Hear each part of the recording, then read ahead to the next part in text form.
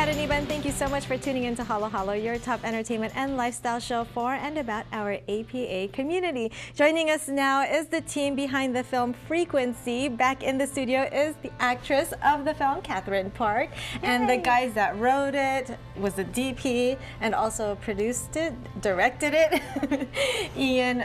Oh my goodness, don't kill me. Chilcote. You got it. And Geoff Haack. Thank you guys so much for being here today. Thanks for having us. When Katherine was here, she couldn't really tell us what the film was about. So I'm so glad that you guys are here. Which one of you wants to tell me? We could answer any questions you have. I mean, the film kind of started out as a exploration in sort of strong women and loneliness and separation, and slowly grew into this adventure of a kind of a science fiction nature. Right.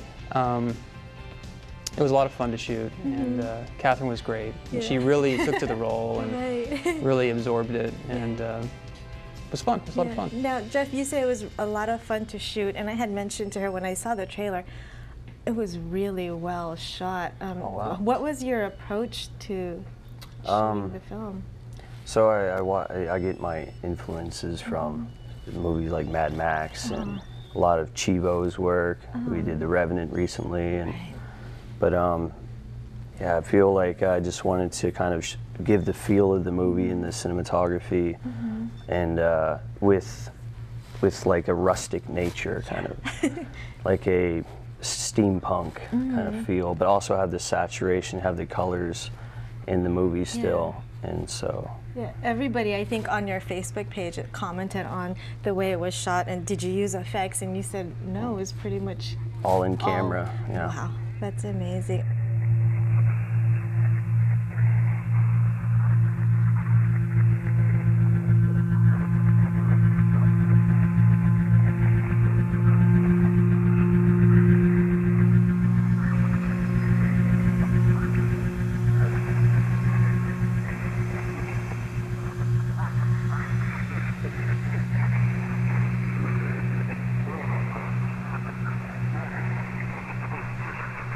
Okay, before we go on, I know you're wearing the goggles and you're wearing the earpiece.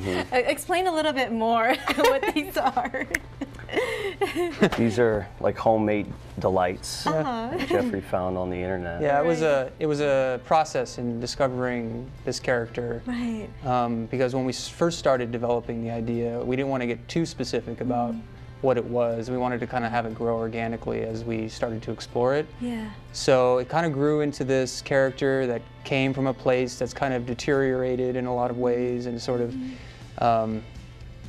just kind of just trashed in a way. So we started to look around for different things, and we started to piece it together. A lot of help from Katherine. She had some contacts that were able to kind of give us a base for the costume, which was the brown suit and the jacket, and then we kind of just built it on from there by adding little touches here and there. Found these goggles, crafted steampunk. George was really nice. He sent these goggles to me, and the first pair were a little broken, and he just sent me another pair for the shoot. And I told him we're gonna film with them, and he was really happy to have it. So I'm just giving him a shout out. And I'm guessing you guys get to keep it, we got to keep these, and those. See how long they last. We found props in some really cool places. Like we went to a antique fair in near San Francisco, and we're just poking through all these really old artifacts and stuff, and we found those, and they're just so perfect. And I think they're for airplane pilots. Oh, really? Those from World War II. Yes. The reason the cord is so short is because it had to actually plug into their suit. So that was a kind of a cool thing. I bet you that might cost them some good money. We got good deals. I mean, bargained with the guys. We found the so surprised. Yeah, the backpack we found was an old World War I backpack, real calfskin and everything. Yeah, original, and we modified it to add those brass, and the metal was a old Geiger counter we found at the fair. We broke apart and crafted it. There's actually there's a time-lapse video of us making the backpack that we made. So now, it all lights up. Katherine, when you were here, You told me that you were drawn to the character because it's so powerful, right? Tell us your experience filming it. It was so amazing. I mean, these guys, I had seen, when I looked at the casting, I saw their work and on their website, and I don't know if you've seen it, but it's all their personal work and all their professional work is so beautiful, and they do a lot of work using nature too, and I think especially in your personal work and these amazing long time lapses that show the beauty of the earth. And I love nature. I love like hiking and being outside, and shooting outside is my favorite. So that was just really cool, and I knew that if it was like really the star of the movie is the earth, and they really capture that so amazing. Was that your main goal, doing this film? It's like, okay, let's show the beauty of nature. You guys outdoors men.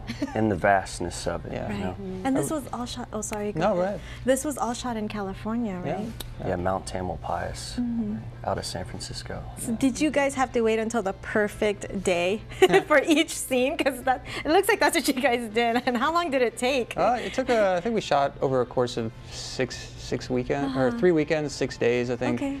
And originally we were a little bit more ambitious. We wanted to go to vastly different places, but we just didn't have the means to get there and the time or the money to really do a production like that. So we ended up narrowing it down a little bit more and just focusing in on some places that we could go to frequently and film and keep consistent. So it's supposed to be a sort of a prehistoric place that's without life really yet. So. And I asked Katherine, were you lonely filming because you were the only character? No, it's funny. It was strange not having conversation with anyone, and but I mean, these guys are really awesome to work with, so that was really cool to work with them, and they gave me a lot of freedom to do. They're like, surprise us, do something that you feel. So one of the cool things that they kind of let me play around with was language, because of the voiceover in the film. And we actually, you sent me a couple links for inspiration, and I love languages, so it was really fun to experiment, and we actually kind of made our own language for the film. That's awesome. Now, where can we get more info on the film? I know it's being submitted into film festivals, and you guys just got approved at one, right? Canton Film Festival. Congratulations. Thank you. Where can we get more info? There will be a website dedicated to the film up fairly soon, where you can watch the full-length trailer, and you can read more about the bios of the actor and the people involved. Until then, Facebook. Yeah, Facebook's a great place. Frequency Film, IMDb's got some information. But you can't unfortunately watch the entire film yet.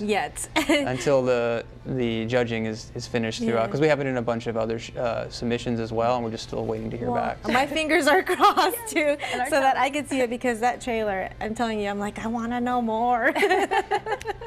Thank you guys so much for joining us today. Thank you for having us. Thank you very much. Thank you. Again, for more information on Frequency, you can check out their Facebook page, which is up on the screen. We'll be back.